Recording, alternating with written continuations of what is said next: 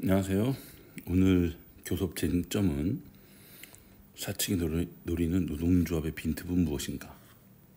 어떻게 메울 수 있는가? 두 가지입니다. 노동조합은 임기가 정해져 있죠. 사측의 노사팀 또는 노경팀이라고 불리는데 여기에서 일하는 사람들은 지속성이 좀 있습니다. 하지만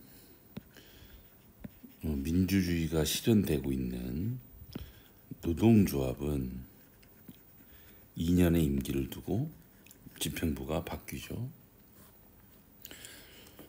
그러다 보니까 노동조합이 바뀌는 이런 변화에 사측은 정교하게 반응합니다. 집행부가 바뀌는 것뿐만이 아니라 지부와 지회 사이, 그리고 지금 복수노조에서는 다수와 소수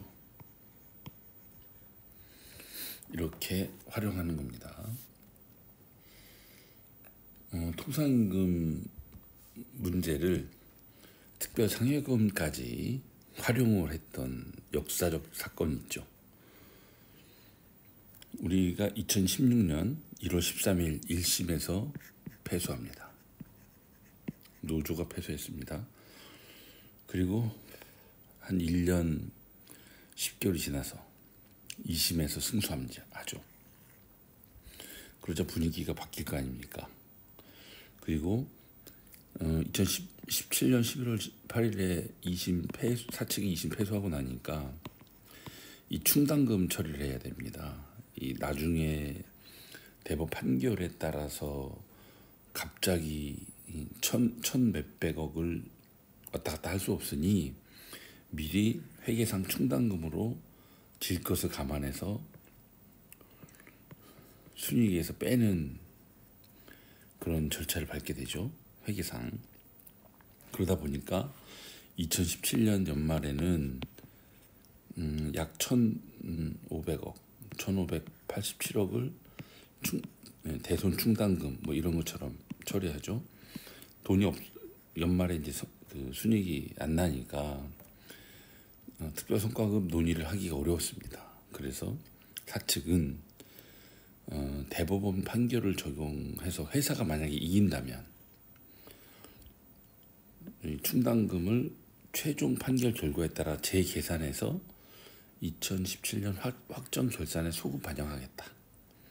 이만큼을 다시 넣어서 순이익 계산을 하고 거기에 따라서 특별상여금을 지급하겠다. 하지만 회사가 지면 이 충당금이 다 소요되는 거죠. 그러면 소송 미제기자에게도 동일하게 소송 결과를 적용하겠다. 이런 합의를 했던 겁니다. 그런데 2017년에 1,587억을 충당금으로 빼놨습니다. 그래 놓고 2019년도에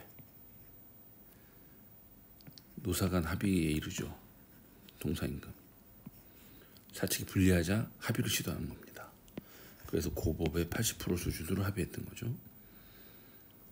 그러니 2019년 연말에 가서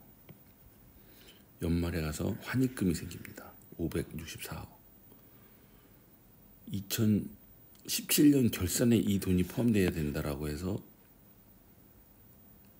2019년 연말에 남은 거 없다. 이렇게 뒤통수를 쳤던 건데 사실 2019년 통상임금 합의는 사측이 패소를 전제한 합의입니다. 패소할 것을 전제로 했기 때문에 2017년 확정 결산에 소급 반영할 일이 없는 거예요.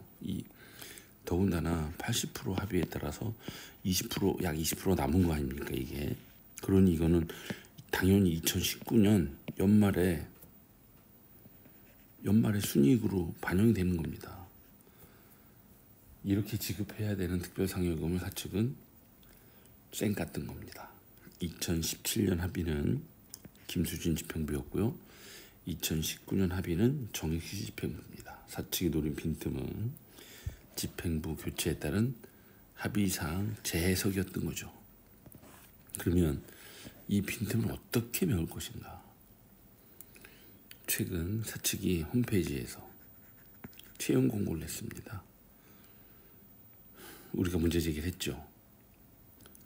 6월 19일 날. 그러자 사측은 사무계약직이다 라고 얘기합니다. 근데 과연 사무계약직은 괜찮을 건가? 이런 문제의식이 여전히 남습니다.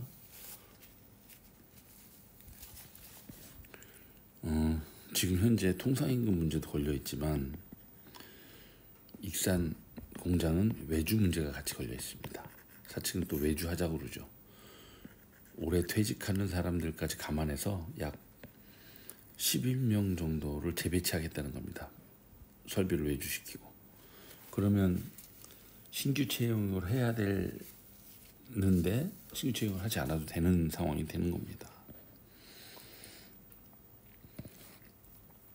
노동조합의 대응은 이제는 공장 재배치가 돼야 된다. 사측이 외주를 추진할 경우에 보통 공장별로 합의하거든요. 본부 또는 공장. 공장별로 사측이 외주하자고 하면 안 된다 말고는 할 얘기가 별로 없고, 그렇다고 그걸 끝까지 버티지도 못하고, 그러다 보면 사측 안이 그냥 통과되는 겁니다. 하지만 이제는 조직이 달라졌죠. 문막, 평택, 익산이 하나는 MDS 모빌리티 다이나믹 솔루션 BU, 그 다음에 라이드 컴포트 앤 세이프티 BU 이렇게 나뉩니다. 그래서 문막은 이쪽이라는 거고 익산은 이쪽이라는 건데 평택은 반이 나뉜다는 겁니다. 그러면 이제는 공장별로 얘기할 이유가 없는 겁니다. 그래서 우리는 노조는 그러면 국내 공장을 어떻게 배치할까? 라는 물음으로부터 출발하자 이겁니다. 익산에서 외주하겠다라고 하면 그래 평택이나 문막에 깔자라고 할 수 있어야 된다는 거죠. 각계격파 계속 당할 수가 없습니다. 그렇기 때문에 전 공장에서 함께 대응해야 된다. 공장별로 논의하는 것이 아니라. 사측이 집중한 노동조합의 빈틈은 이렇듯이 여러 가지로 보이는데 결국은 금속 전환으로 메우자라고 제안하는 겁니다. 고용 문제에 대한 걸 과거에 살펴보겠습니다. 2016년 문막만 희망퇴직하죠. 노사는 5인위원회에서 이 문제를 다뤘습니다.